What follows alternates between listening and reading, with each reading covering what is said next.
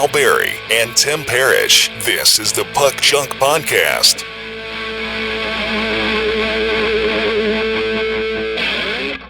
Hello and welcome to another episode of the Puck Junk Podcast. I'm Sal Berry, and along with me is Tim Parish, aka The Real DFG. And today we're going to talk about hockey cards. We're going to talk about the 85-86 Topps and O-Pee-Chee hockey card sets. And we're also going to talk about some newer releases that came out or are coming out. So, Tim, how are you doing today? I'm all right. How are you? I'm okay. I've been getting back on the wagon with the Topps Now stickers. I still haven't pulled the trigger on a box of Topps hockey stickers for 2019-20. I was eyeing one online, and then the online retailer that had them sold out, and I was like, damn, because they had a good price on them. And I was like, oh, maybe I'll buy 2 boxes. Maybe I'll buy 3 boxes. And then they were sold out. And it's like, well, maybe I'll buy 0 boxes. So I've been focusing on my Topps Now sticker set because I'd feel like a big dork if I only did like a third of the set and then I just stopped, because that would be like every sticker album from my childhood except for like 88, 89 Panini. That was like the only year and only set I ever completed. But anything going back to the 80s, including the Masters of the Universe movie, the Transformers movie, and like tons of other sticker books that I bought in the 80s, I never finished one. Yeah, I think I was in the same boat. Most of mine were the baseball ones, though. Oh, yeah. I never got done with the baseball ones. I would always finish the Pirates page, but I never got the rest. So I've been going on eBay, and I've been picking up a lot of the Topps Now stickers that I've missed, including some of the Chase stickers. And yeah, I am actually sticking these in the books. I haven't stuck the Chase stickers in yet. Maybe I'll do like super high res scans of them and then stick them in the book. Because at the end of the day, I want to have a complete sticker album. And, if that means, oh, this Chase sticker is worth more, well, whatever. Somebody's going to want to maybe buy it, but I want to enjoy it at the same time. I don't want to like put them in pages and not put them in the book. If that makes sense. That's understandable. That makes perfect sense. Although at the same time, there's really no difference because the actual book doesn't have any context. There's like no words or text or anything, because obviously they printed the Topps Now hockey sticker albums at the beginning of the season. So they can't really describe what the stickers are about or put any stats or anything like that. Because they don't even know what they're coming out with. See, you know what I would do to improve on the Topps Now stickers? Hear me out on this. You'd get 18 stickers instead of 9.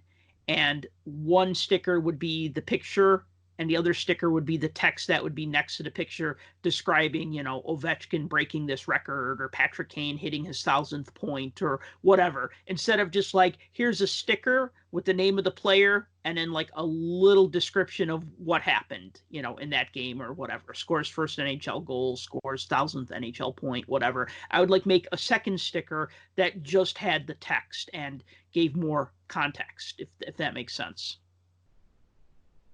Or they could just do like a highlight card and write it actually on there. Well, that's kind of what they're sticker. Like. That's kind of like what they're like. But they don't say that much. Like they just whatever's on the front. Oh, so you want like a full-scale narrative of what's going on. Think of it this way. Imagine like a sticker that you could peel the front off and peel the back off. So like maybe you'd have like a 2-sided sticker. So you'd have a backing, but you'd have on the front of the backing, you'd have like the full color photo. And then on the back of the backing, you'd have another sticker that you could peel off and then also stick in the album. And that would have like the description of what happened. I don't. Is that even possible? Can you do a sticker on the back of a sticker? Well, I mean, as long as the backing it would have to be sides. Like that double-sided glossy, exactly. Like waxy finish. Exactly, yeah.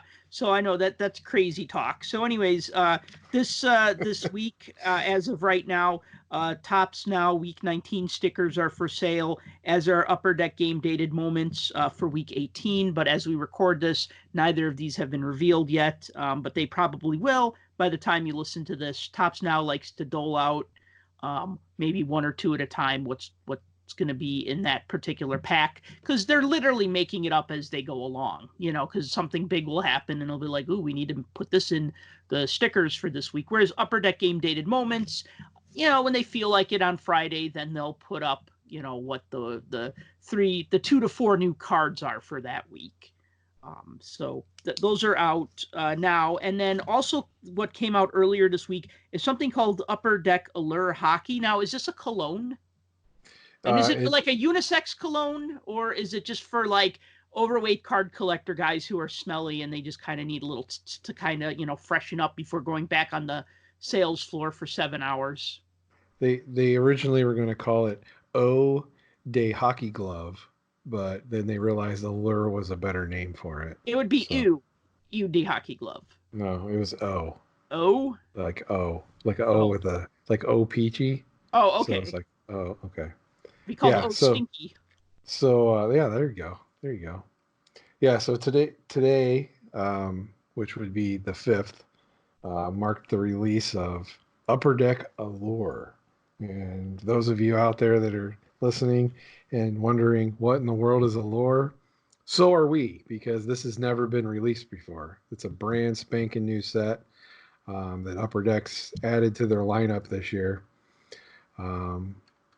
Quite honestly, I don't know if we'll get it again, but that's neither here nor there. So just real quick, the particulars on this: it's 6 cards per pack, 8 packs a box. You get 20 box in a case. A general base set is actually about 135 cards with 100 base and 35 short prints. So in a box, you're going to get 1 auto, a memorabilia card, and then 1 other additional one of each of those, along with about 8 inserts and 5 parallels. Did I mention the autos are all sticker autos? Yeah, they are. There's nothing on card. They're all stickers. I checked. Yeah. So anyway, like I was saying, there's 100 base cards here. They feature veterans and rookies kind of intermixed, and these are on foil, shiny foil. They look kind of cool.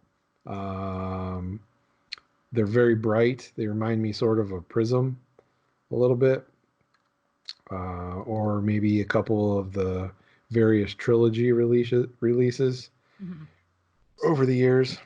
But this product is slammed with parallels. Oh. And not just color, but pattern designs as well.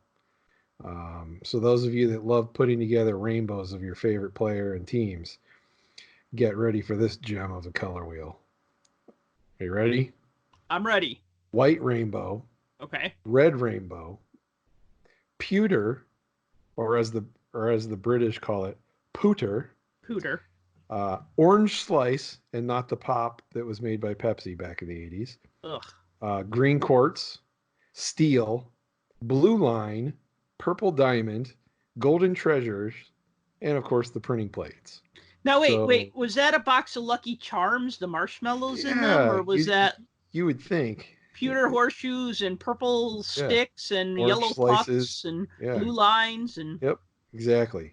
And all of those are, of course, a lot of them are tiered in their number and everything else. The golden treasures are 1 of 1s. The printing plates are, of course, 1 of 1s, and then as you go back up, they get additionally. But as I mentioned already, Sal, your favorite thing since sliced bread. Yes, I'm talking about short prints mixed into the base cards. So all of the high numbers are tiered. So 1 through 100 are your base. The tiered cards, 101 through 110. You get 1 every 20 packs or so. 111 through 135 are 1 in 8 packs. And of course, those come in pink diamond and purple diamond versions. So, yeah, I mean, it's intermixed with veterans and stuff like that. So, but a general base set you could say is 100 cards, but they are still numbered 101 through 135 as well. So hold on, let me. So there's 35 short prints, and 101 through what are numbered to how many? 101 through 135. Okay. They're not numbered, but they're the first 10 come about 1 in 20 packs, Uh-huh. and the last 25 of them are 1 out of every 8 packs. See, I wish they flip-flopped that, because at least It's one kind thing of I weird, like, isn't it? it is, because then it's like, one thing I like about Black Diamond, and I'm actually trying to, there's a couple of Black Diamond sets that I've been trying to put together over the years. One of them is 07, 08. And, as you know, with Black Diamond, you have your base cards, you have uh, your double diamond, your triple diamond, your quadruple diamond, right? So Right. like at this point now I have all the base cards, I have like all the double diamonds, a lot of the triple diamonds. So at least I have like one through whatever, you know what I mean? But to like make like cards 101 through 110 like super short printed, and then make like 111 through 135 kind of, short printed, but easier to come by, like 3 times easier. I don't like that. I wish it was the other way around. Make the top 10 draft picks or the top biggest guys, whatever. Put them as the last 10 cards. That way, if I get to number 1 through 125 and go, I'm done. I don't need the last 10 cards. Instead of me having this, this gaping hole in my collection. You know what I mean? Yeah, and I understand that. I thought it was weird, and when I was reading about that, I had to read it like 3 times because I was like, this doesn't make any sense. But yeah, apparently that's how it's set up. So, So not um, this episode, but we'll try to get Upper Deck to comment on that. We've had some other people on the show in the past, and maybe we'll have them on again soon, so we could talk about that. yeah, I'm gonna have to, if I could get my hands on a wrapper or a box where I can actually read the printouts. It looks Mhm. like there's going to be, or there is, a retail version as well as a hobby version. So there are blasters available for this, Great. but they're the $30 tier blasters, not the $20 ones. And you get one short So print in every 14 blasters or whatever. yeah, it could be a little different, but so as far as I did mention there are inserts in here. They have top prospects inserts, which have, of course, different colors and styles, and there's autograph versions, which are sticker autos. Mm-hmm. There's a set called Iced Out, which initially I thought looked really cool when Upper Deck put the pictures out for these, Mm-hmm. because I assumed they were kind of foily looking. Mm-hmm. But now that it's been out for 5 minutes, the interwebs are loaded with them, and I saw a couple of them, and it appears that unless the scans are bad that people are posting, that they don't appear to have that same kind of sheen to them. But I don't Mm-hmm. know for sure. So, um, but oh, and what every hockey card collector's been asking for years. That's right. I'm talking about weather map themed cards. What? Um, I thought there's you a were going to say gum. no, there's a set in there called Winter Storm Warning, and it has a picture of the players superimposed over a map of their city and what appears to be like that hurricane storm front blip on top of their city. So it's like really dark red in the middle, and it fades out into a more yellowish color as it gets further away from the center area. So yeah, those are interesting. I, There's I could see how you're impressed. there's only one team that would make sense for, Yeah. Um, and the Not the rest. Hurricanes. No, the Hurricanes. Oh, okay. But maybe also the Lightning. Yeah. You know. Well, there is one set in there that I do like. They're called quartz, and they're die cuts, and they're autographs. And they look Okay. really nice, but they're extremely tough to pull. It looked like the initial count on those was 1 out of every 300 packs for the tier 1 levels, and 1 out of 1,500 for the tier 2s. So those are going to be a much tougher pull, and if I'm going to get any of those, it's probably going to be on the side because I doubt I would pull one if I did open a box. So, Any idea what but a box is going for or going to about go a hundred for? bucks, $100 about $100. for 48 cards, because you got Uh, eight. is that what Was I it said? was it 8 packs, 6 cards per pack? 8 packs, 6 cards per pack. Yeah, 6 times 8 is 48. Thank you, second grade times tables. yeah, So, all right, that sounds alluring. yeah. Um, but So I check mean, it out if it interests you. And then also, so now coming up, we got a couple other things coming up. We got National Hockey Card Day coming up on Saturday, February 15th in both the United States and in Canada.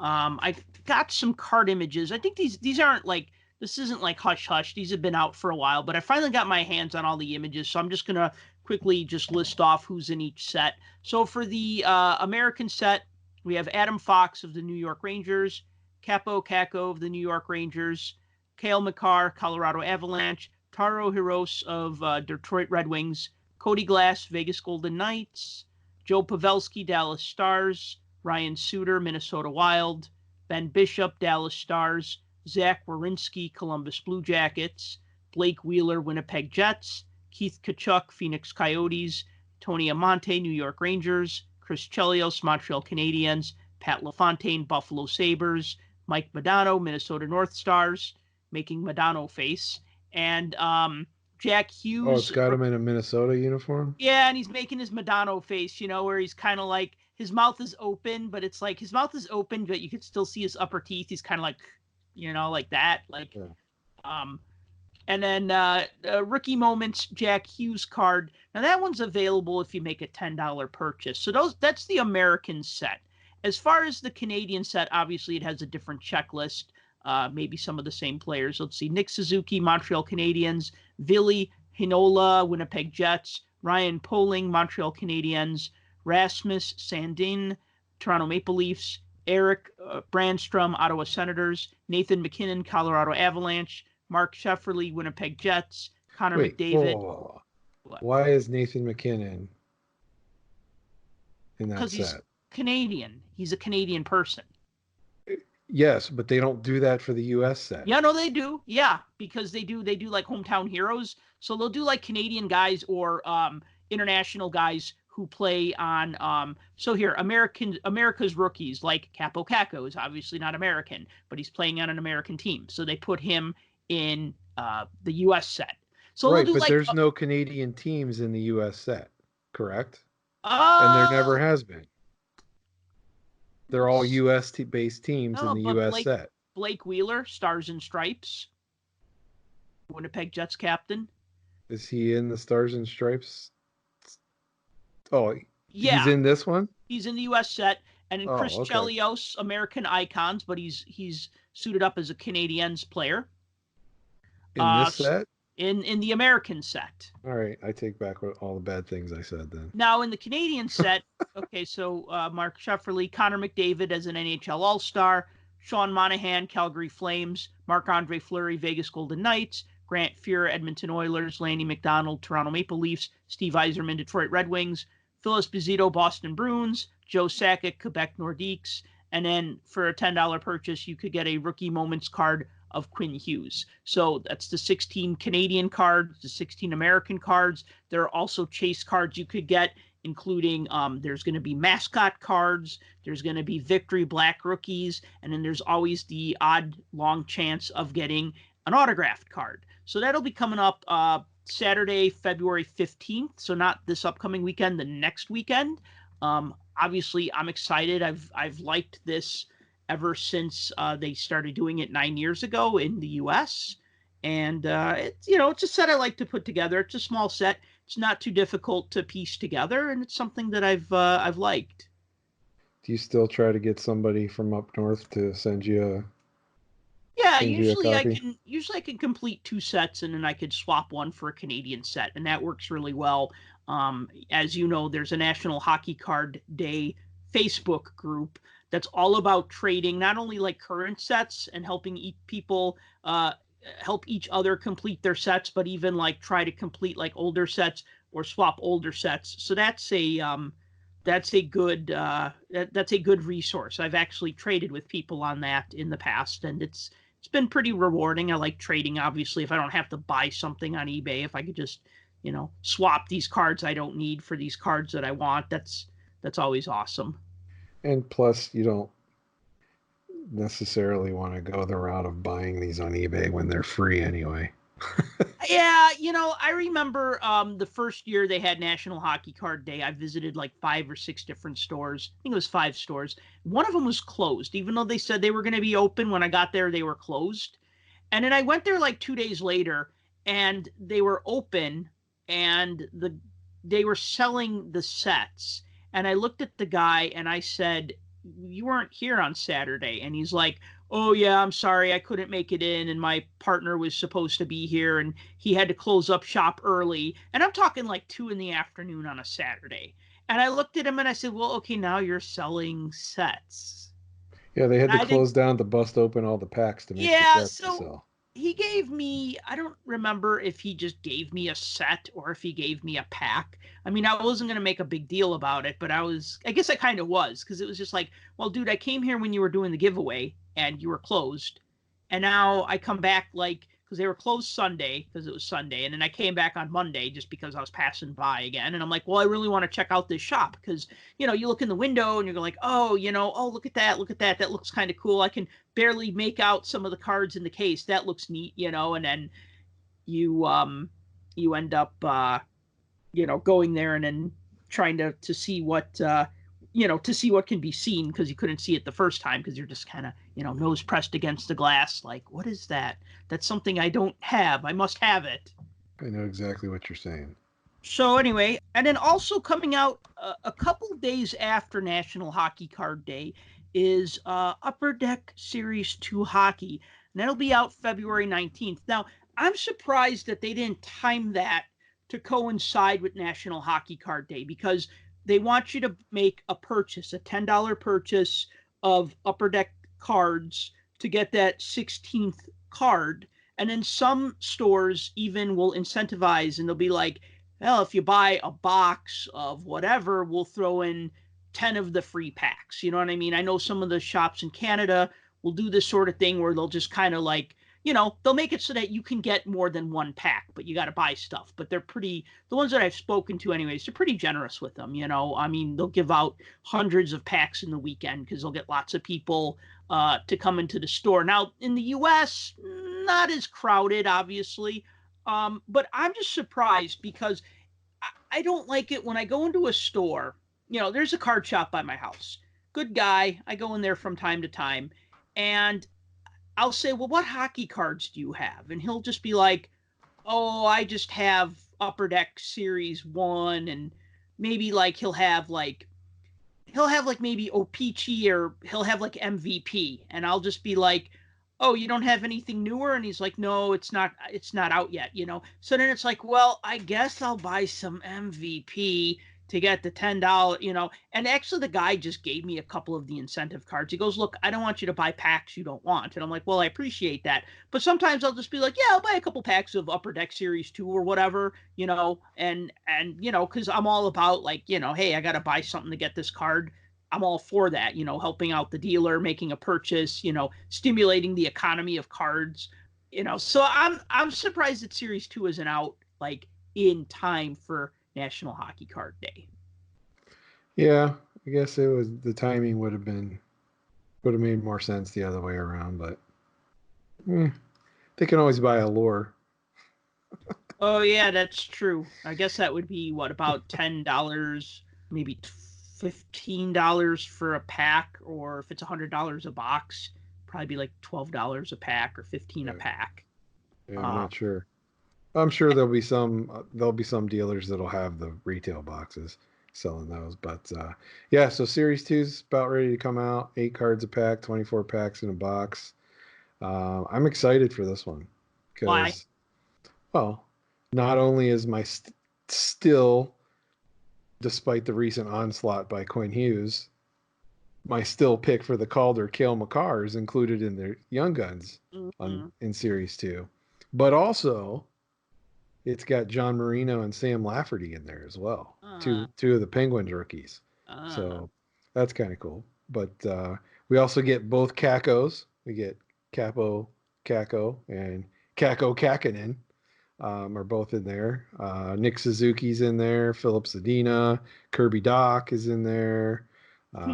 Nikolai Prokhorkin from the Kings is in there. And of course, Elvis is in the building with all right. Elvis Merzlikins. So he is killing it, man. Yeah, he is killing it. That's going to be a hot card once that hits. But wow, if I was Jonas Korpisalo, I'd be a little worried right now. Yeah, Well, I mean, it's not often that rookies are able to come in and just jump right in and do what they do, but when it happens, it's a beautiful thing. Ed Belfour, Tom Barrasso, Matt Murray. Yeah, strange you named a couple Penguins in there, but Kevin I Dryden. digress. Um, yeah, so it looks like in Series 2 they did the same thing that they did to Series 1. So the previous years where there was a hit in each box, there isn't. They're a There little is not. wider. No, they're a little wider stretched. You may get one. You may get a jersey card, but it's not guaranteed. Um, so all the same parallels that were in Series 1 are in Series 2, it looks like, as well as our favorite photo variant Ugh. parallels that are practically impossible to find. And if you do find them, you probably don't realize it. Yeah. Um, there's no checklist on those yet that I found, so I don't really know who's what, but canvases are back, as well as the really, in my opinion, dumb portrait set that Mm-hmm. I've burned out on and I'm sick of because since it's Series 2, the veterans were in Series 1, the Series 2 portraits are the rookies. I wasn't a real big fan of these. They've worn out their welcome, I think. Mm-hmm. Um, Probably because the checklists are so big for these. There's so many cards. They're not really interesting. And this year's, if you've seen the design of them, in case you haven't seen them, they look like every one of my Olin Mills portraits from 1981 through 1986. No, So, I've seen him actually. Jim Howard, one of our writers on Puck Junk, he did his semi-annual best of the worst for 2019-20 Upper Deck Series 1, and he just blasted a bunch of the portraits yeah. cards because he just said exactly what you said. This looks like a Sears portrait from 1986, and then he even included his Sears portrait from like 1986 or whatever. Well, I'm going with Olin Mills only because in the bottom corner where they put their print, it was gold Mm-hmm. embossed. So, Mm-hmm. kind of like a card would have the gold embossing on their thing. It was a stretch, but whatever. The fluorescents are back. Those are kind of cool inserts. Those remind me of like the old precious metal gems from Metal Universe for Remind some me about reason. the fluorescents. What were these again? Fluorescents it's just an insert set and they're like all one crazy color with the player focused on it, and it says fluorescent at the bottom. And there's, I think they're tiered colored parallels of each one. So they've been around Parallels. for a few years now. You have to check them out if you haven't seen any of them. Um, but the Blues get their day with the cup, so those are always in Series 2. Is the Stanley Cup champion day with the cup cards are Mm-hmm. in there, so the Blues are in there. One out about every 1,000 packs or so. So good luck on hitting those. But and the O-Pee-Chee update cards are always in Series 2 as well. So you'll get about 5 of those in a box, with another 2 of them being retros, and I think there's usually a parallel of Mm-hmm. something like a blue foil or a black foil or something of that nature. So it's a typical release. I don't think there's any real super surprises in there other than maybe some unannounced things that Upper Deck tends to do, but we won't know what those are until stuff starts hitting the street. Yeah, I'd like it if they. I think was it last year they brought back Fanimation. Yeah, but man, were those hard to find. I know, but I I've want only ever fun seen stuff a like couple. that. Yeah. And I've only ever seen a couple actually like for real that people had, and Mm-hmm. they were trying to. I think there was a Ryan O'Reilly one somebody wanted $70 for. I'm thinking what? So I don't know. Those were a tough pull. You know, what's funny is you mentioned Day with the Cup, and many years ago, so this would have been 11-12 because it was a Day with the Cup Zdeno Chara Boston Bruins card that I pulled, and I did my box break, and I scanned it, and I all the inserts and whatnot, and then like I went to bed, but before I went to bed that night, I listed it on eBay and I put it at like a buy it now of $75. And I woke up and like that morning and it was like, congratulations, you've been paid for this item, bought with buy it now. And I'm like, wow, that's cool. It just sold like immediately. And what's funny is that people will like find my box break, like doing a Google search, and they'll email me and be like, do you still have that Zdeno Chara Day with the Cup card? And I'll be like, no, sorry, man, I sold it like in 2011 or 2012. I got rid of it right away. And that was that was a nice pull. Obviously, I didn't know how rare they were. I'm not like, oh, I should have sold it for more. I sold it for what I wanted for it, and I'm happy. And it went to somebody who wanted it. But I at the time, like, because I looked on eBay and I'm like, oh yeah, these go for a lot of money. I should put this up for this much. And then I went to bed, and like I said, I got up the next morning, and it wasn't even up for a full day, and it had sold. I think you were there for my Day with the Cup story, which was also Boston Bruins. It was were we at the National, or were we at, it must have been one of the shows, one of the Sun-Time shows. Yeah, one of the Sun-Time shows, whatever. And Mounted Memories, whatever it's called now. Yeah, so we were at one of the dealer tables, and there was a box of, like, a 3,500 count box of random hockey cards, and nothing was priced. Like, everything had stickers, or at least it was tiered. Nothing in this box was priced. And I'm like, how much are the hockey cards? And the guy's like, oh, you'll have to show me. Oh. I'm like, show you what? You want me to go through every single one of these and pick out each one? He's like, oh, I'll just find a couple and just, I'll just give you an idea of what they're worth. So as I started flipping through, I found one Boston Day with the Cup. It was what's his name? Was it Patrice Bergeron? No, it was Adam. God, I can't think of his name. He's not on Boston anymore, I don't think. God, it escapes me, and I'm not going to think of it. But okay. So I pulled that out. I look at it. I was like, oh, that's a Day with the Cup card. Mm-hmm. It wasn't in a sleeve. It wasn't in anything. So I held it up to him. He's like, $1. I'm like, okay, this goes in the buck pile. All right. Then the more I flipped through, I found another one, and it was Cam Neely. And wow, standing there in his weird looking shorts that he's got on next to the cup. And I held that one up, and I'm like, how much? He's like, $1. I'm like, okay then. So I was able to get 2 of them for $1 each, and I sold the one for $30, and I sold the other one for $80. Was it Adam McQuaid? Adam McQuaid, yes. Was that the one you got 30 for? Yeah, I got 30 for the McQuaid and 80 for the other one for the Cam Neely. So, yeah, if you find those, they're pretty good. So, oh yeah, sorry. I was gonna say, yeah. So that's always fun. Upper Deck is Series 1, Series 2 is always the set that. The one set that I've consistently bought since getting back into collecting. 05-06, I kind of got back into collecting at the end of the season, so I didn't really collect Upper Deck that year. But 06-07, 07-08, and forward, I would buy packs and boxes and try to put together sets. So that's the one set that I always come back to, even more so than O-Pee-Chee. Most hockey collectors too. What's that? And most hockey collectors do as well. Oh, yeah. But even like the more casual people, or like the invested-minded people, they'll always be like, young guns, young guns, young guns. Young guns hold their value, and it's just like...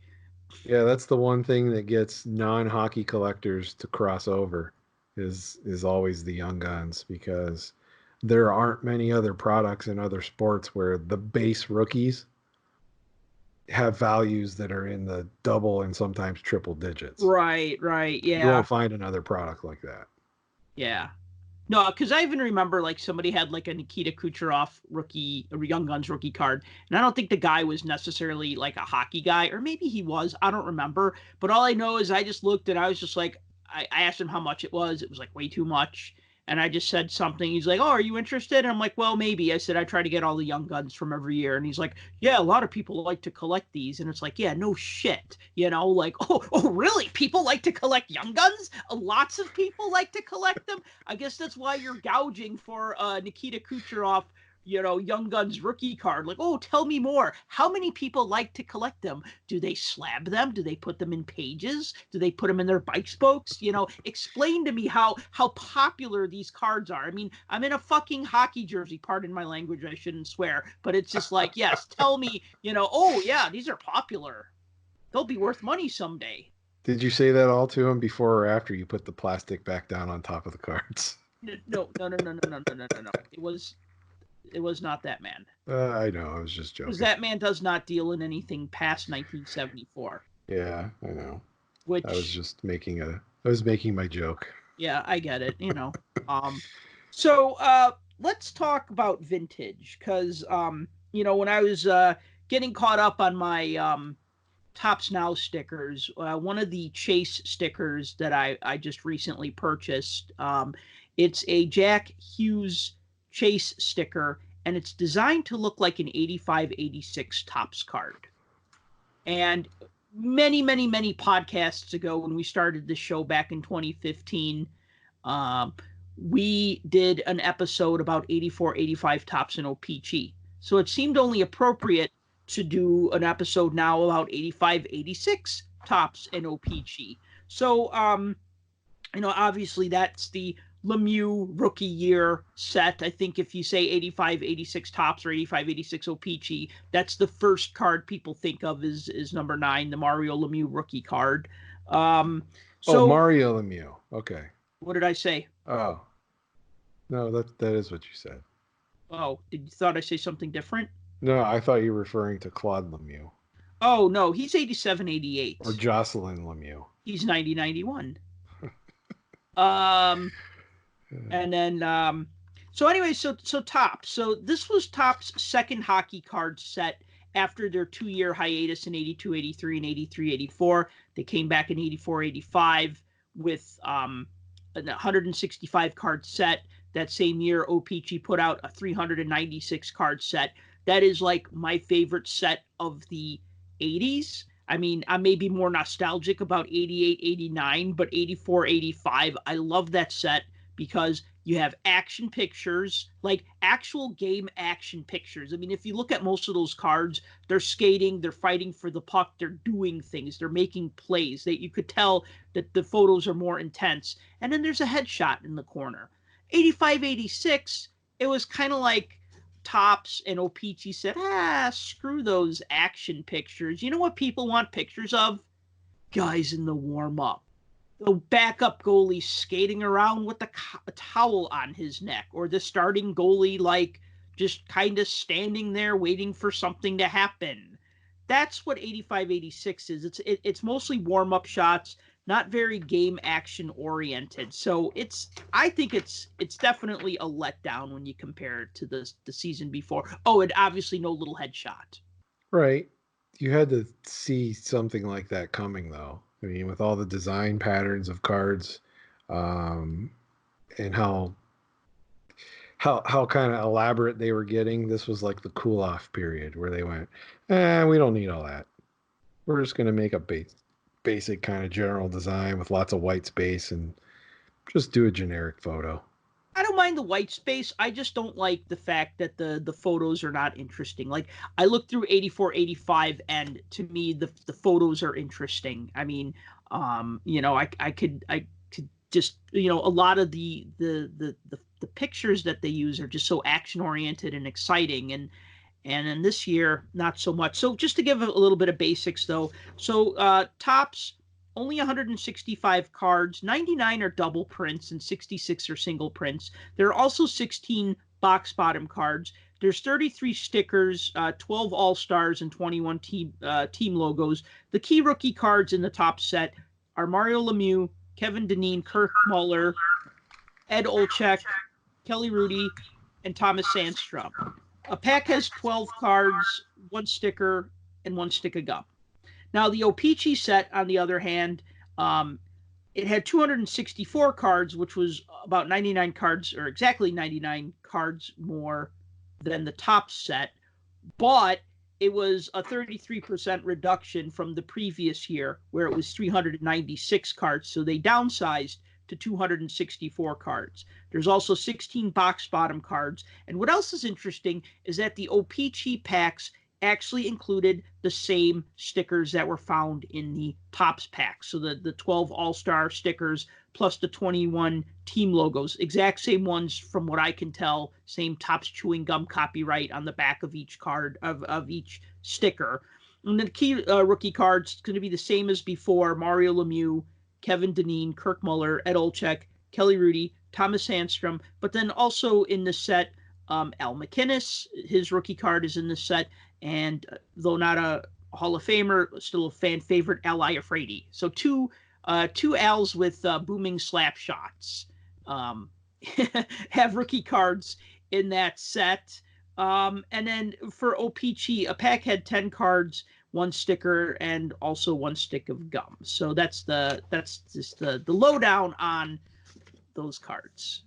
And don't forget, the O-Pee-Chee set had the rookie card of President of Hockey Operations in Vegas, George McPhee. Yes, it did. You're right. So he's in that set. So a couple of things I want to talk about a few things. Like, I remember the first time I saw these cards, there was this kid that I used to trade cards with. He lived a block away from me. His name was Greg. We actually were in hockey, not hockey, excuse me.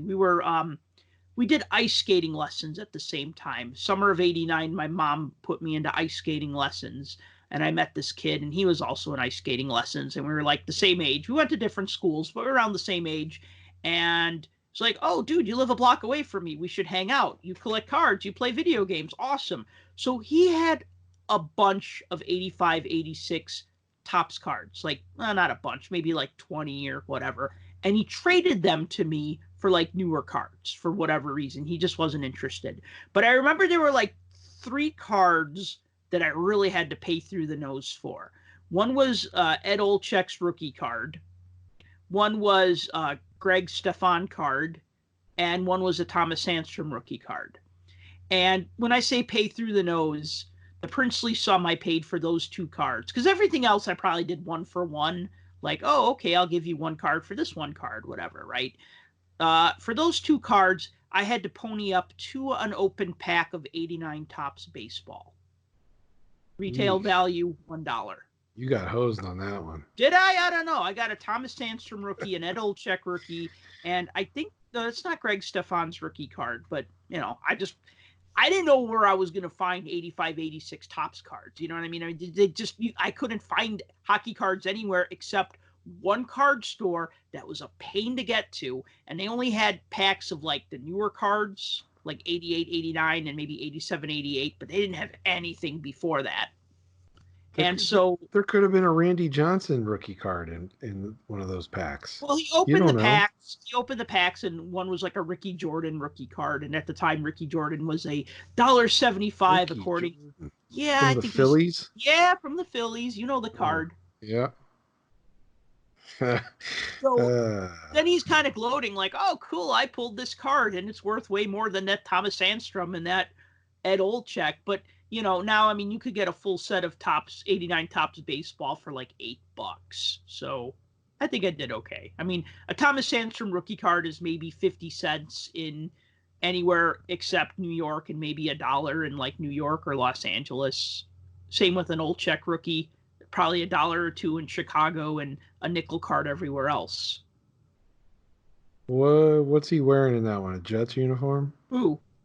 Olczyk, or is he on Chicago? Are you screwing with me, man? He's in a Blackhawks jersey. Oh, that's airbrushed.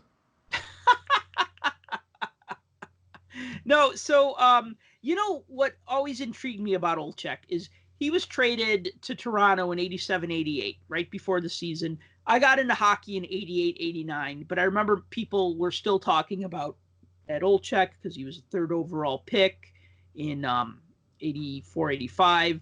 He was a Chicago native. He was an Olympian at age 16. So he just sounded like this really epic dude. Like, oh, Chicago-born player, played on the Blackhawks, played on the Olympics, and like he's with Toronto or with Winnipeg. Like he eventually ended his career with the Blackhawks, but he it was kind of like he was a player I kind of wish I watched back in those mid 80s when he was with the team. I know I would have loved him then. I love him now as an announcer. But, it was just kind of funny to see him go from team to team. And I'd always kind of wish that he'd come back to Chicago. And eventually he did. But, so I was a fan of his, even though I didn't see him play for the Blackhawks. I saw him play for the Penguins. And then I also witnessed him try to coach them too. Mm. So that didn't work out too well. I think, you know what, though, every one door closes, another one opens. I mean, he is NBC's go-to announcer for hockey. The Kentucky Derby.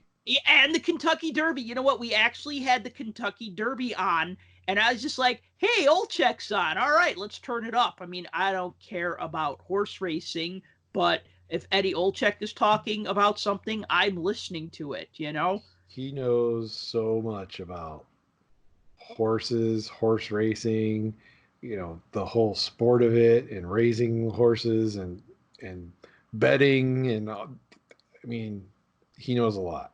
He does, and so he's like their go-to. Like if you think of like NBC Sports, they're doing their Sunday game. Who do you want the announcers to be? You want it to be Doc Emmerich and Eddie Olczyk, right?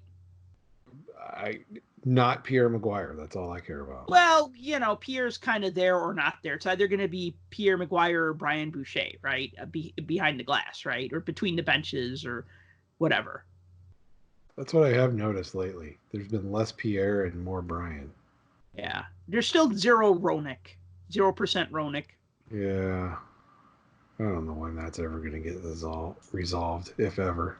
I don't know, but so Olczyk is like, when he's doing, and I'm like, or if it's the B team, then it's like, Kenny Albert and I guess Brian Boucher is the color guy, but I like Boucher, so I can't really complain about him.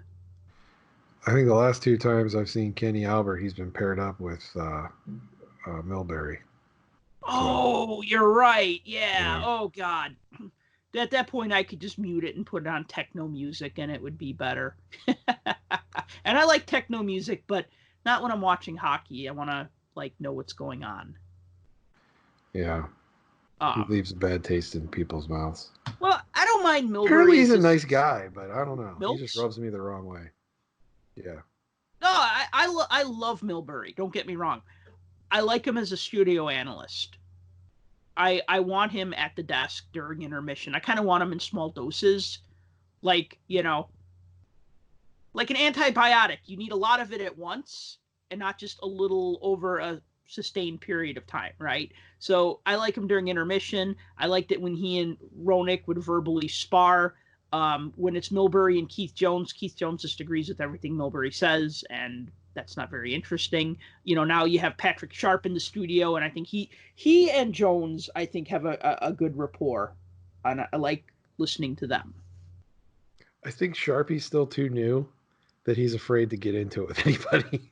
Well, and what's funny is that, being in Chicago, so what's funny is that because I'm in Chicago, one day I'll watch a local Blackhawks broadcast and Ed Olczyk will be doing color. And then the next day I could just be watching the Penguins versus the Capitals on NBCSN and Olczyk will be doing the color. You know what I mean? And Right. The next day I could be watching a Chicago Blackhawks game, and in the studio, Patrick Sharp will be in the studio, and then they'll do an NBCSN game and Patrick Sharp will be in that studio. So it's kind of cool to see the Chicago guys are also sometimes the national announcers. I like that. I kind of feel proud about that.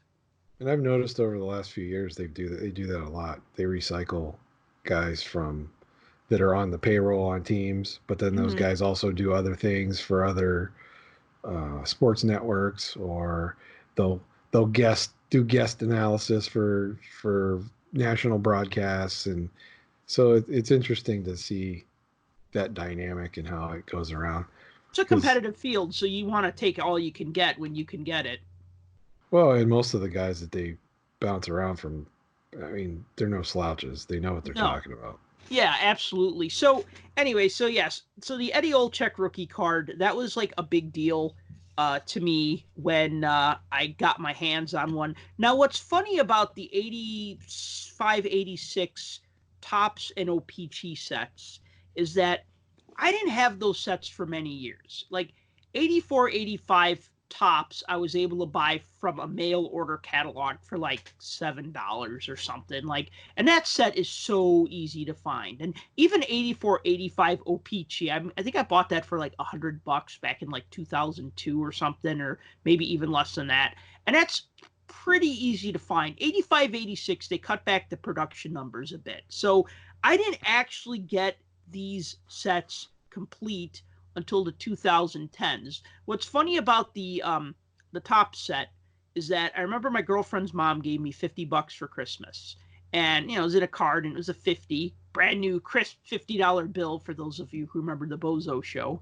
And I looked at her and I said, "Cool, I'm gonna pay my electric bill with this." And she's like, "Don't you dare! Don't you dare! You buy something fun with that." So like a day or two later, I'm at a card show, and this guy had a complete set of 85, 86 Tops hockey cards. And I With said, the "How much?" Lemieux in it? Okay, so I'm getting to that part. And I Oh. said to him, "How much is that set?" He goes, "You know what?" He goes, "The Lemieux is not in great shape." Like, he's like, the Lemieux was like really off center or something. He said, "I bought a box or two. I built a set for myself. These are the extras. The Lemieux's not great. Everything else is fine. How does $50 sound?" I'm like, "Sold." I gave him the crisp brand new $50 bill. I had the set. I looked at the Lemieux and I said, "Nah, it's okay." But I had a better one because I had like 6 or 7 Lemieux rookie cards. So I just took one and like just put that one in the pocket because I'm one of these anarchists who will put $100 card in a 9 pocket page because I like to look at my cards. I like them to be in a book. I like them to be in pages. I like to page through them. I know that's crazy, but I don't want to have this PSA 10 Lemieux and I'm going through my book and, oh, wait a minute, hold on. I need to get up and go in the other room and rifle through this box and find the one card because I want to look at it while I'm looking at my set. Now, I'm not saying I wouldn't want a PSA 10 Lemieux, and that's probably like a $9,000 card or something, but It's funny. It's funny you said that because I was going to bring that up in a minute. But go ahead, finish your story. no, so that was it. So I ended up with that set, and that's how I got the top set. The O-Pee-Chee set, you remember when I got that one, Yeah. dude. That was such a. I'm going to share this story with the four of you who are listening to this podcast. Actually, Oh, no, it's only 3 now. yeah, no, I've just angered somebody. I said the F bomb 1.5 times. No, actually, our listenership has been up, so thank you for listening. But we were at one of these big shows in Chicago. They'll have the National every other summer in Chicago, but they'll also have a pretty big show in November and in March. And I want to say it was in November. There was this dude walking around, like these two dudes. They look kind of like, how you have your skeezy card dealers? These guys look even skeezier than your card dealers. I mean, they were like kind of like, I don't know, not shady, but they'll sell you that for $1, those kinds of guys, right? So they're pulling around this pallet, like this flat cart, like you'd go to Home Depot and you'd throw a bunch of lumber on this cart and you'd roll it around. They have like a cart like that, and it's just full of binders, just stacked with binders. And he sees me in a Hawks jersey and he goes, "Hey, do you like hockey?" I'm like, "Yeah." He's like, "Are you interested in some hockey card sets?" I'm like, "What do you got?" He's like, "I got an 85, 86 O-Pee-Chee set." I'm like, "Tell me more." We went over to this table. Now, you were there and Justin was there, if I remember correctly. Yep. And so this guy starts pulling these books out. And I'm like, "Oh, I have this one. I have an 82, 83. I have an 83, 84. And so he passes me an 85, 86, a binder with 85, 86 O-Pee-Chee, another binder with 80, 81 O-Pee-Chee, another binder with 73, 74 O-Pee-Chee, and another binder with 74, 75 O-Pee-Chee. These cards were beauty. They were like near mint to mint. They were just in gorgeous shape.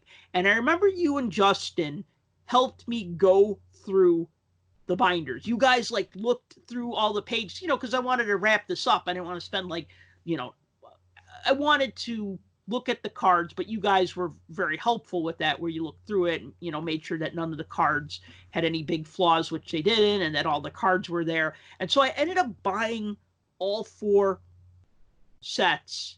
And I'm almost embarrassed to say this because, now me being a broke teacher, but like back in the day, I had, I was working a lot more. I had more disposable income, and I spent $700. I want to say I gave him like 710. I don't know if it was 700 or 710. And I literally not only did I empty out my wallet, but I went to the ATM and I was able to pull out 300 more. And I told him, I said, dude, I literally have $710. I'll give you 700. Let me just go home with a couple of bucks so I could tell my girlfriend that I didn't spend all my money. And she didn't know how much I spent. But if you think about it, that means I got each set for less than $200, which I would say is pretty good, wouldn't you? Yeah, it was a heck of a deal. Yeah, it was a heck of a deal. That's not our, we're not the high rollers that are, dropping, Benjamins on suitcases full of PSA 10 whatevers.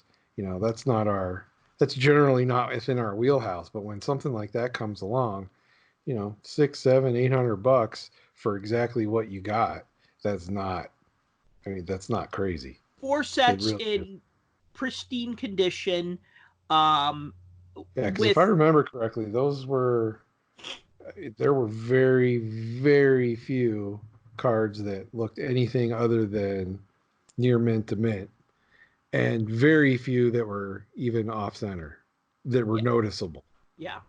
It was, so. And the thing is if you think about it, if somebody just said, hey, Tim, I'll give you this 85-86 O-Pee-Chee set with Lemieux for $175, you'd probably say, yeah. Pretty much. Yeah. Or a 73-74 O-Pee-Chee set complete. You'd be like, yeah, okay. So any 70s O-Pee-Chee set complete, I'd be like, okay, deal. Yeah. 175, especially. Yeah, I mean, so that was how I ended up with the O-Pee-Chee set, and that took me many years to get because it just seemed like one of those sets I would never get. And then like you said, you just have to know when when something comes along like that, you have to pull the trigger. Yeah, if you see something rare, the time to get it is now. When I was paging through this set, there were a couple other cards that I thought were interesting. One is a Red Wing named Bob Mano. And on the Topps card, on his O-Pee-Chee card also, his position is listed as left wing / defense. And I'm thinking, man, if your own hockey card lists you as a left wing / defenseman, what message does that send to you as a collector or as a kid buying cards? Well, right off the bat, it's 4th liner. Yeah. It's like, wow, this guy doesn't really fit in because it's like, go play defense this game, right? Like, go play defense, right? Like, I mean, John Scott was a defenseman. I guess in 85, he would have been a 3rd liner, maybe, not a 4th liner. But John Scott played left wing because his coaches didn't have confidence in having him on defense. But he was a defenseman by trade. That was his position in college. And so, but they saw him as too much of a liability on defense. So they put him at wing, left wing. So I saw this Topps card of Bob Mano. And the reason why that name sticks out to me is because, as you know, I'm mildly obsessed with the 92 Winter Olympic hockey team that had Ray LeBlanc and Steve Hines and Keith Kachuk and Sean McEachran and Dave Emma and so many guys on that team who went on to NHL careers, Ted Donato and Clark Donatelli and, Scott Gordon and I'm sorry, was it Scott Gordon? I believe it was Scott Gordon as one of the goalies, although I don't think he played. But anyway, so Bob Mano was actually on the Italian Olympic team that year in 92. Now, his O-Pee-Chee card, because you know how O-Pee-Chee cards, they came out later, so they changed the logo and they put like now with Penguins, Right. now with Kings, now with Maple Leafs. So the bottom of Bob Mano's card says free agent now playing with team in Italy. Okay. So by 85-86, he went to Italy. He eventually ended up marrying a woman from Italy, and that was good enough to give him Italian citizenship to play for the 92 Italian Olympic team. I just thought that was interesting because I know that name from the 92 Olympics, because every now and then if they played, if I was watching the Olympics and there was a guy who was like a former NHLer, they'd be like, oh yeah, he used to play in the NHL, or whatever. Boreas Salming of Team Sweden obviously was in the NHL for a long time, and he was on the 92 Swedish team. Boy, everybody knows more about Bob Mano now than I think Bob Mano knows about himself. So that's one card that's interesting, because just that little bit of trivia on the bottom, I like that, And then the other one that's interesting, for a very sad reason, is the Pelle Lindbergh card, because the 85. Go ahead. I was going to say he had been killed. He was driving drunk and he crashed and he died, and it was obviously a big tragedy because he was a standout goalie for Sweden in the 1980 Olympics, and then he was doing very well with the Flyers. He would have probably been a superstar into the 90s, and so his Topps card is just a Topps card. It has a picture of him standing in net, waiting for, I guess, the puck to drop or whatever.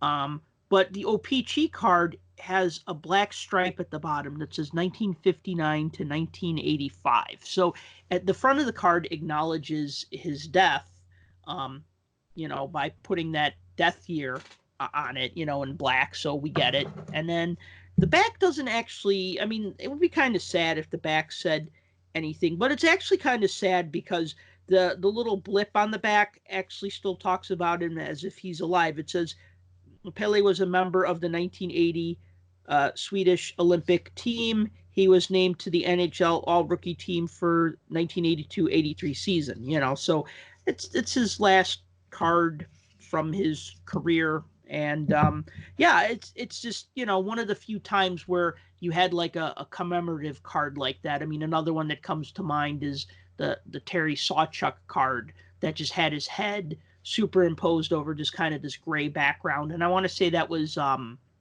70-71 O-Pee-Chee. And if you remember, those all had like really bright poppy backgrounds, like bright green and bright blue and bright yellow. You know the set I'm talking about? Yeah.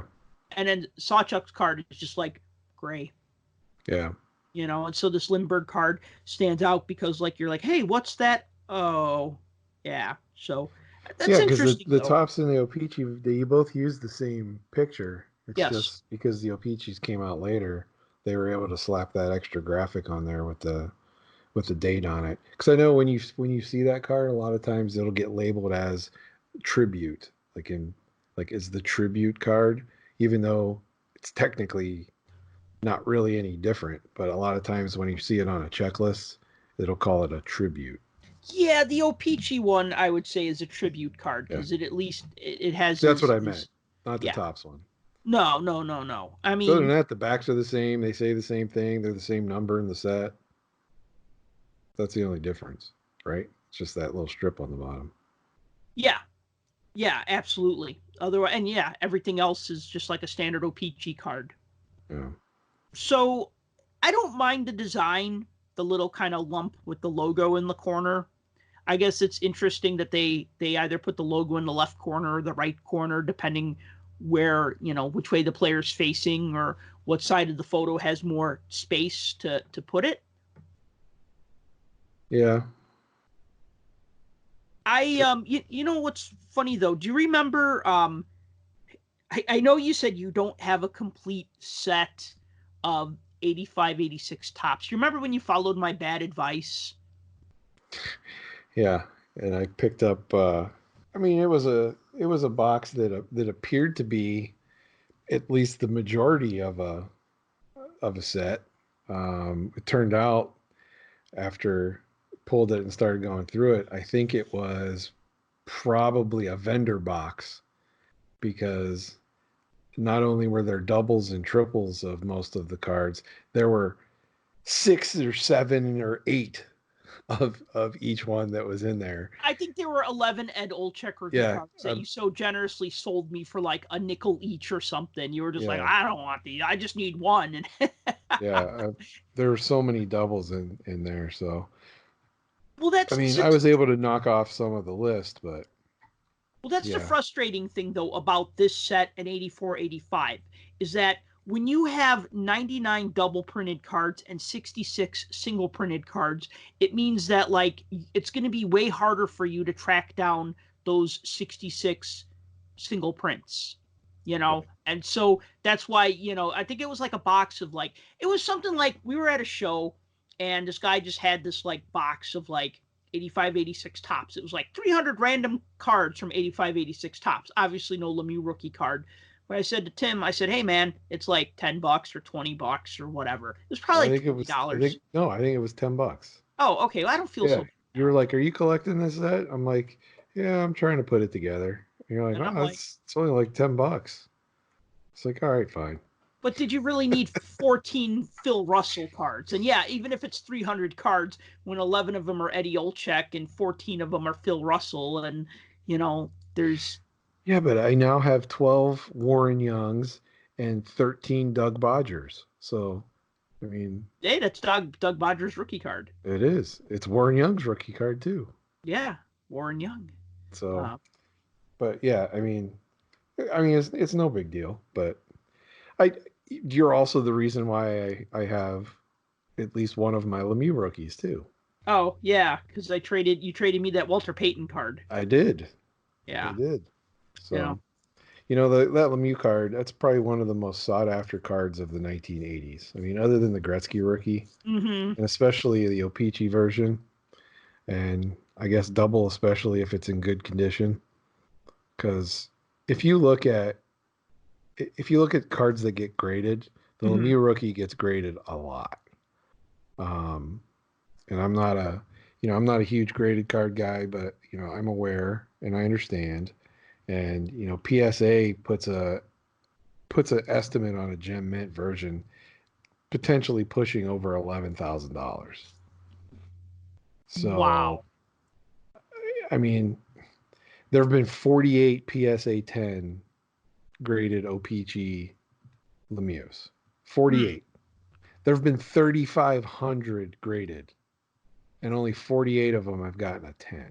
Wow. And that's just with PSA. There's other grading people out there. And if you actually look at them, like BCCG, which is the generic Beckett one that most people don't pay attention to, and they consider it an inferior grading scale. I mean, there was one of those that sold for like $600 a 10. And there was a KSA one that sold for about 900. And both of those were a couple weeks ago. So that's fairly recent on value. But if you want to reference that, a BGS 9.5 sold for $3,000. So in that same time frame. So pulling a 10 and a high grade version of that card it's hard to do. Most common, you're going to find it at about an 8.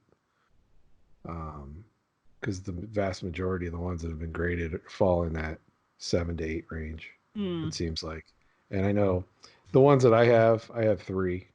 They're not in the best condition in the world. One of them's way off center. The other 2 they're in decent shape, but hey, it's a Lemieux rookie. I mean, these are the tops ones you're talking about? Yeah.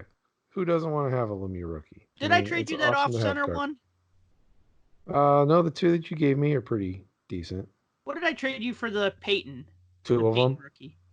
I traded you 2 Lemieux rookies? Yeah, you did. No. It was a 1-for-1. No, it wasn't. It was a 1-for-1. One was in really nice shape. The other one wasn't in as good of shape. I don't know, because I know I traded a Lemieux rookie to Dave Harrison for, oh God, what card was it? It was something newer. I can't remember what it was. It was like a newer but really good rookie card, I think, if I remember. And then I traded, because that one had a wax stain on the back, and his blog is called Wax Stain Rookie. So I traded him Lemieux with a wax, a Lemieux rookie with a wax stain on the back. It was a wax stain rookie. So I traded that one to him, more for irony's sake. But he sent me something in exchange. I forgot what it was. It was a good card.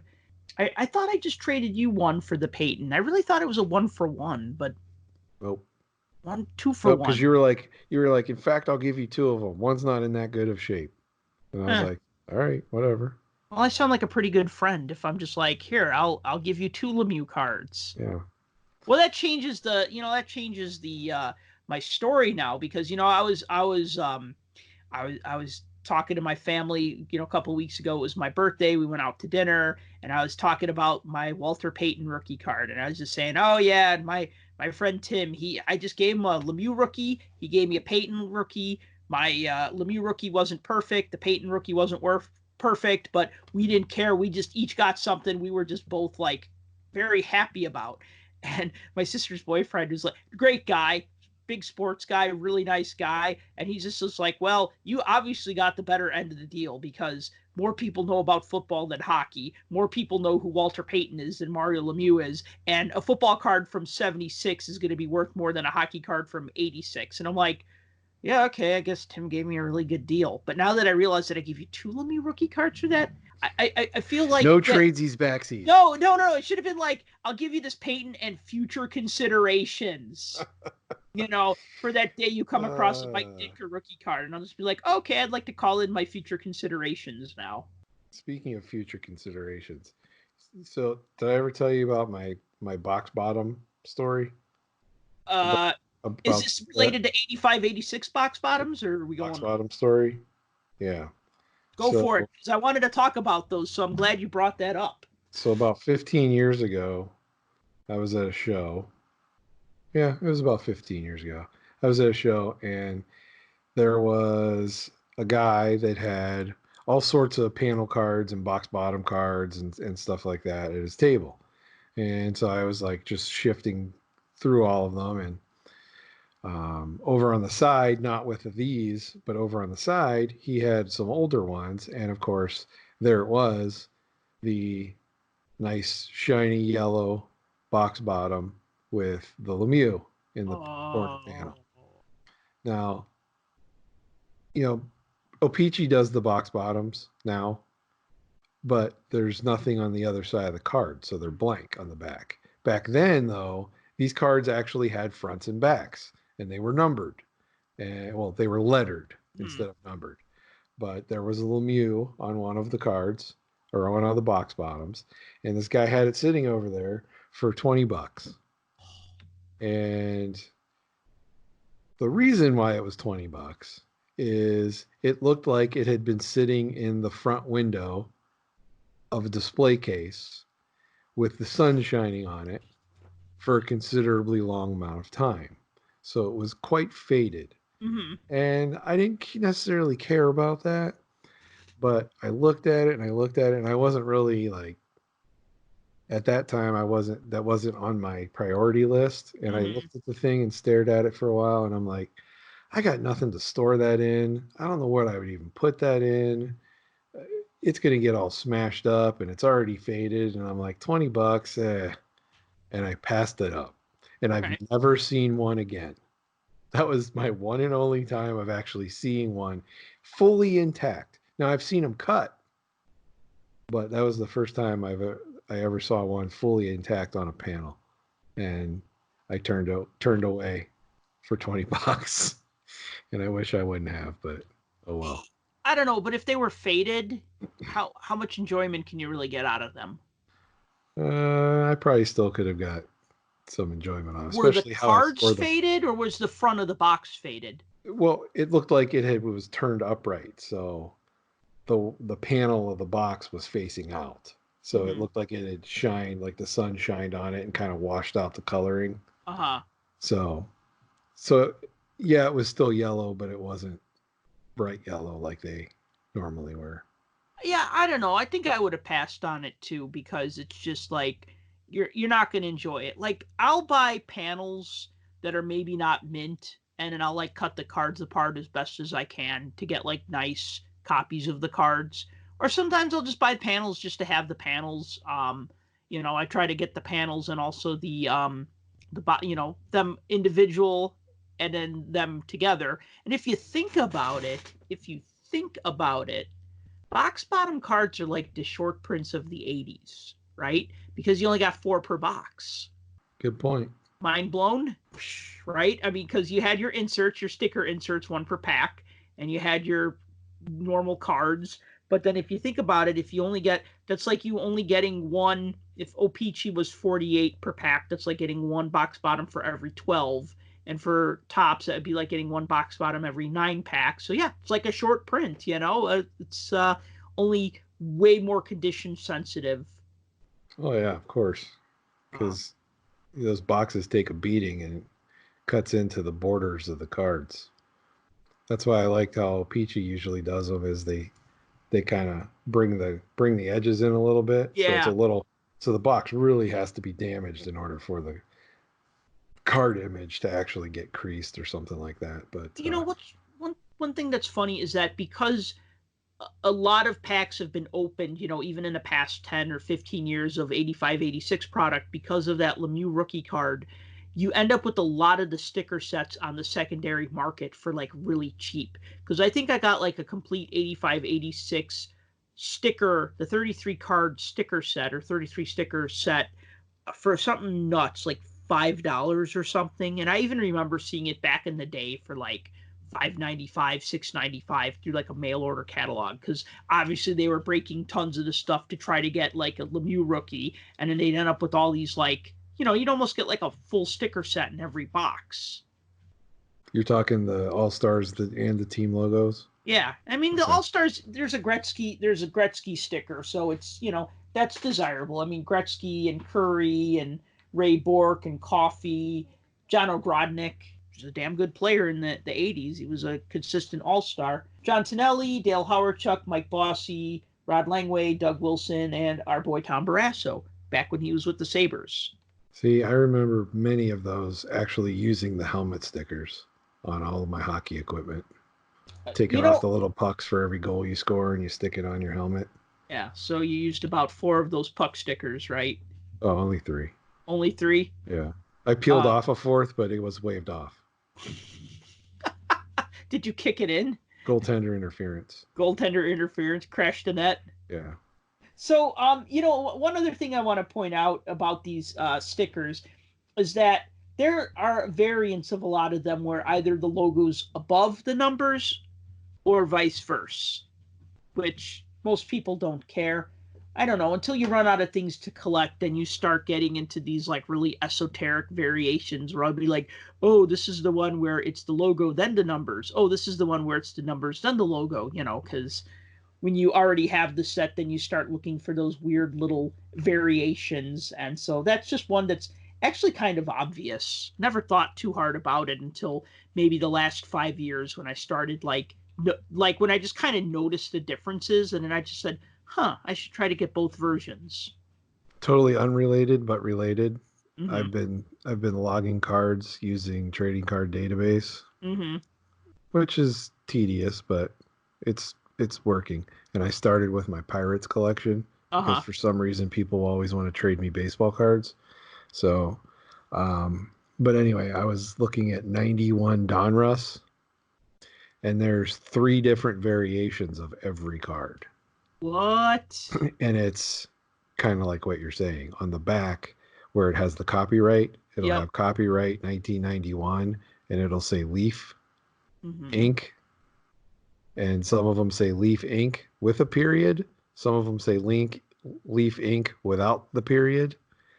And then there's a factory set with a border variant, where the weird border design that 91 Donruss used. Mm-hmm. There'd be something slightly different about the front border, and like maybe the line that goes crisscross this way would be the other direction, and like the little washed out part in this corner would really be on the other corner. And so there's 3 different versions of every single one of the cards, and I noticed that, and I'm like, why are there all these variants? And so I started clicking on them and reading all the different descriptions, and I'm going, you mean to tell me I have to sit here and look at every one of these? So I'm checking the back, and I'm trying to see this little little tiny period in the copyright. And I'm like, I'm too old to be looking for this stuff. Was 91 Donruss Baseball, was that the red borders? No, that was 90. 91 was where Series 1 was blue and Series 2 was green. Oh, yeah, okay. Yeah, they were awful. Well, okay, as much as I want to say, Leaf ink, like, okay, that is, as much as I want to say that's lame, at the same time, I'm trying to put together a master set of 74, 75 Topps hockey insert stickers, which had like a team name on a flag, like a pennant, and then a logo sticker, and then on the bottom with the copyright, there's either one asterisk or two asterisks because that's just where it was located on the sheet when they cut them apart. And Yeah. I'm like, a lot of Topps sets do the same thing. And so I started like obsessing a little bit over that, where I'm like, even with like the 90-91 Bowman hat trick set, like some have one asterisk, some have two asterisks, and I've been trying to put together a master set. Why? I don't know. I guess when you just have a shit ton of them, you're like, well, I might as well see if I have all the variations, right? Because I have about 100 doubles, right? And of course, I don't have all the variations. So then it's like, well, do I not collect this, or do I just say, okay, I really need a Steve Yzerman, but it's going to have two asterisks or no deal? Yeah. In the case of the Pirates ones that I was looking at today, they were. See, I'm taking, like, as I'm finding the cards and putting them together, I'm trying to see if I have a team set. So I was going to throw these all in together and make a team set. So instead of one, I now have 3 different team bags. One's for the ones with the period, one's for the ones without the period, and one for the factory variant. Puts the lotion in the basket. So stupid. But yeah, same thing. I've seen Topps like that too in other years where down at the bottom there'll be like a star, and some of them the star is filled in, some of them it's empty in the middle, some of them have like a star F, some of them don't have the F, some of them have a T. I mean, it's just weird printer things. Yeah, and I don't like that I don't really count those as variations. Like if, there wasn't enough ink applied to this, and so, the first letter looks like an I instead of an L or whatever. It's just like, yeah, I don't care about that. That, to me, that's like a printer flaw, like. But if it was mass produced and there's a whole host of them that are like that, but the majority of them aren't, it's going to get picked up that way. Of course. Of course. There'll be that purist out there that'll be like, you don't have that card. Oh, yeah. Oh, it's like I get into this argument all the time with people about Pro Set, 90-91 Pro Set cards. Like some guy, like he emailed me and he asked me like a Pro Set question, and I didn't respond to him right away. And then like a day later, he like got back to me. Okay, because I was thinking about it. And he got back to me and he's like, well, if you don't know a lot about these cards, that's okay. I understand. And I'm like, buddy, do you know who you're talking to? But apparently he didn't. He didn't, but I'm like, I said, you know what? I said, these so-called Stanley Cup variations on these Pro Set cards, that is from a defective roller when the cards were rolling on the sheet, and it scuffed the surface of the card. So of course it's going to have kind of like a cylindrical shape on it. But everybody's like, oh, it looks like the Stanley Cup. It's just like, and yeah, Jesus is burnt into my toast, right? Jesus is burned into my toast. Right. I mean, it's just like, so I'm going to sell it for more money. It's just, I think like, if it's like there's too much ink applied to this card, there's not enough ink applied to this card. The print roller did a crazy thing and scuffed this card. It's just like, to me, that's not a variation. That's like a flaw. Just like a stained card is a flaw. Maybe one day somebody will build a whole set of 85, 86 Topps because the stains would be on the back of these cards, and I think with the O-Pee-Chee, the stains would be on the front, and they're not as noticeable on the front. So maybe I know there's a guy out there doing 87 Topps baseball. He's building an entire set of wax stained. Oh my God, that would be not too hard to do, considering that there's about 1,087,000,000 Topps baseball cards out there. Well, the last few years there's still 1 billion, but a lot of people are just throwing them in the garbage. So Yeah, I mean, I wish they'd get a little more creative. At least send them to that guy who does those mosaics. He could use them for something. Those are pretty cool. Yeah, he did a Lemieux rookie mosaic. I've seen that one. Yeah, that's beauty right there. If I had the funds and the wall space, I'd be like, yo, you got to make me a 9091. I don't know, take your pick with the Dave Manson error card. There you go. I've got the wall space, but because I have the wall space, I don't have the funds. So Yeah, no, I understand. So anything else you want to say about 85, 86 Tops or O-Pee-Chee before we wrap this exciting episode up? that's about all I have to say to that. Anybody out there, if you got a couple spare Lemieux rookies, you can send them my way. I can't trade you a Walter Payton, but I can find something else. Yeah, hold out for 2 Walter Paytons. Yeah. And likewise, if you have any of the box bottom cards, I actually don't have any of the box bottom cards from either set, which is surprising because I figured I would have had them by now. And every now and then I surprise myself with things that I don't have. Well, that surprises me. Yeah, I mean, because I'll say, oh yeah, I pretty much have every hockey card from 1980 to 1990, but it's like, no, I really don't, because if I don't have the box bottom cards, then, it's just not, but I have a hard time paying, like, I don't want to pay Lemieux rookie card money for that box bottom card. Even though it's a short print, it's still not, A, it's not a rookie card. B, so what? You know what I mean? It's not the card that 90% of the collectors or investors really want, right? Like, you have to be like really, really into it, I guess, right? I don't know. I'd be interested to know what you guys think of box bottom cards, like from back in the day or even today.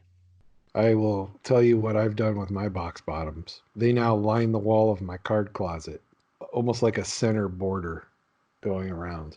Interesting. Like, are they in frames or are they just taped to the wall or? They're in, what are those, 5x7 top loaders? Oh, the top loaders. Yeah. Yep. Yeah, those are nice for that. Yeah. I think, like, just in closing, obviously 85, 86 was an important year because of the Lemieux rookie card. I mean, also, and because there were really only 2 hockey sets that year. I mean, there's also the 7-Eleven credit cards, which I guess we could talk about another day when we talk about, like, weird, random, like, 80s cards. But really, I have that one. It's a good set. With Lemieux and Mike Bullard. Mike Bullard, yeah. And then there's also the 85, 86 O-Pee-Chee hockey sticker set. Yes. But it's, as far as card collecting, though, that was really it that year. I mean, maybe there was another, like, one-off type of set. But, I mean, I guess it's as important to have as a set if you're a card collector and you're trying to, get all the sets from every year. Then really it's those 2 sets.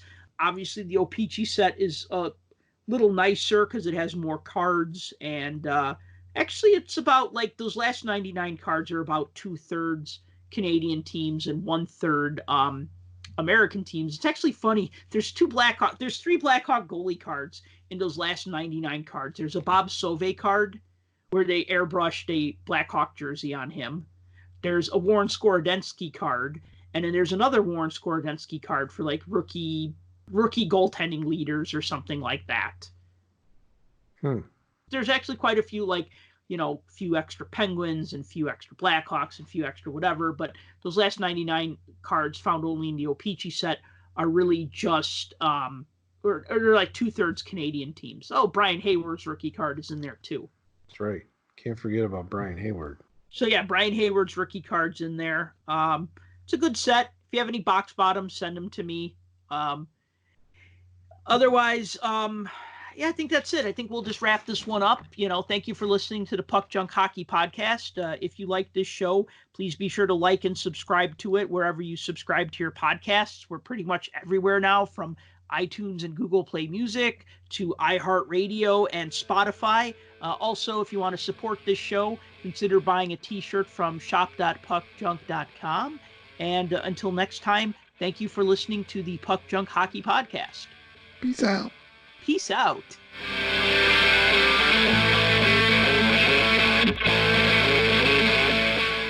more hockey goodness. Follow us on Twitter at PuckJunk.